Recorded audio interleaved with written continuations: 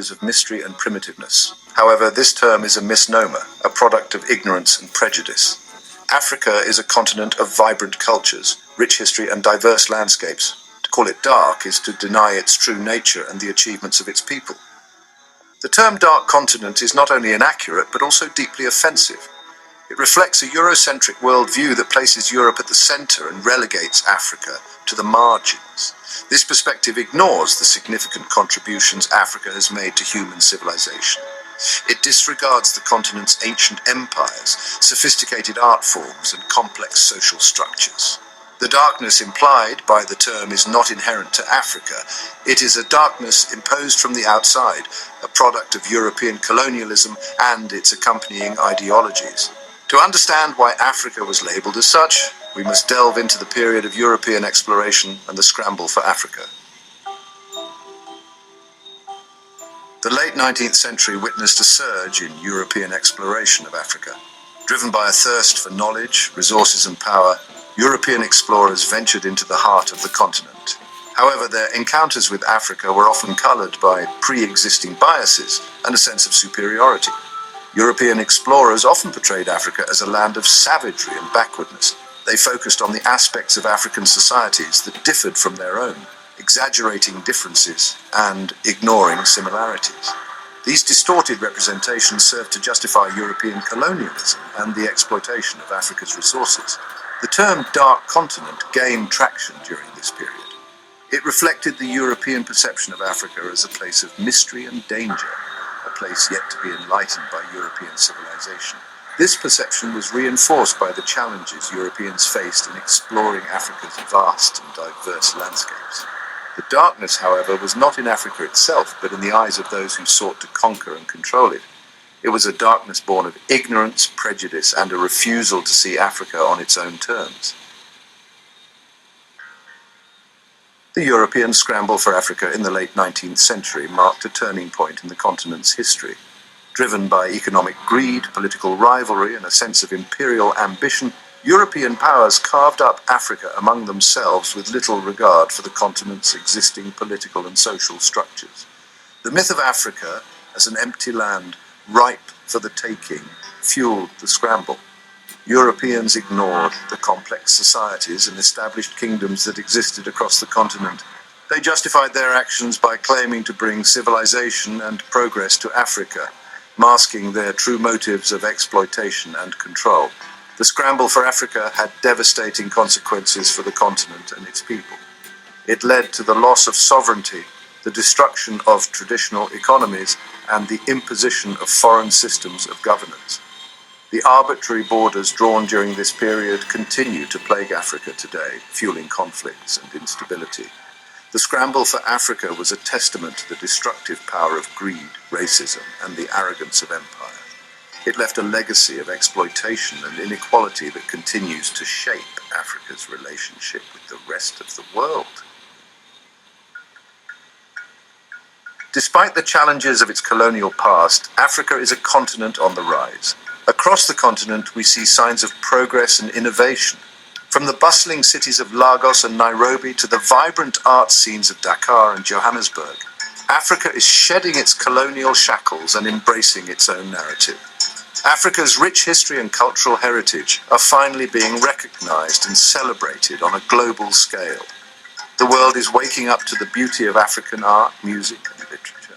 The contributions of African thinkers, scientists, and innovators are being acknowledged and celebrated.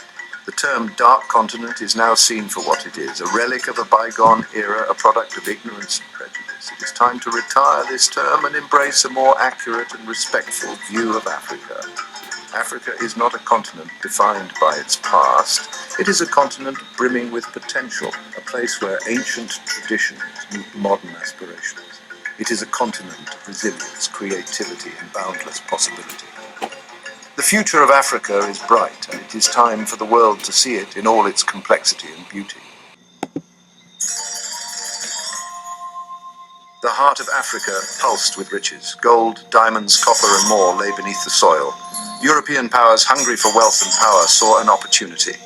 The late 19th century marked a period of intense colonization. This was the scramble for Africa. European nations carved up the continent. They drew borders with little regard but for existing cultures or communities. Their goal was simple: to extract as much wealth as possible. This scramble was fueled by a sense of superiority. Europeans believed themselves to be more civilized, more deserving. This belief, a dangerous mix of greed and prejudice, justified their actions. They saw Africa as a land ripe for exploitation. The people who lived there were seen as obstacles, not partners. This mindset would have lasting consequences for the continent and its people. The scars of this exploitation are still visible today. Zimbabwe, known then as Rhodesia, was a prime target. The land held vast deposits of gold. Diamonds glittered within its rivers. Nickel and platinum, metals of industry, were abundant. Cecil Rhodes, a British imperialist, led the charge. He envisioned a railway line from Cape to Cairo. Rhodesia, with its mineral wealth, was crucial to this plan. Rhodes's company, the British South Africa Company, took control. They ruled with an iron fist, displacing indigenous communities and seizing their land. The discovery of gold sparked a rush. Prospectors and fortune seekers descended upon the land. Mines were dug deep into the earth. The wealth flowed out, enriching the colonial powers. Little of it trickled down to the indigenous people. They were relegated to low-paying, dangerous jobs in the mines. Forced labor became a common practice. The indigenous population, once stewards of the land, were now treated as its prisoners. Their wealth was being stolen, their future mortgaged. This period set the stage for future struggles over land and resources. Colonialism's impact went beyond simple theft. It was a system designed to disenfranchise and control. Land, the source of livelihood and identity, was confiscated. Indigenous communities were displaced, forced into crowded reserves with poor soil. This created a system of dependence. It ensured a steady supply of cheap labor for the mines and farms. Taxes were imposed, payable only in cash. This forced people into the colonial economy. They had to work for the very system that oppressed them. Education was also used as a tool of control. Schools for indigenous children focused on obedience and subservience. They were taught to see themselves as inferior. This created a lasting psychological impact. It eroded traditional knowledge systems and undermined cultural pride. The seeds of division were sown, pitting ethnic groups against each other. This divide and rule tactic made it easier for the colonial powers to maintain control. The legacy of these policies continues to cast a long shadow over post-colonial Africa.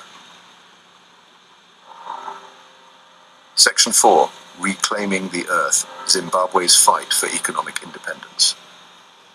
Zimbabwe's independence in 1980 brought hope. The new government, led by Robert Mugabe, promised to return the land and its resources to the people. The land reform program was launched. It aimed to redistribute land from white farmers to landless black Zimbabweans. This was a move fraught with controversy. It led to economic instability and international sanctions. Despite the challenges, Zimbabwe has made strides in reclaiming control of its mineral wealth. The government has taken steps to increase its ownership in mining operations.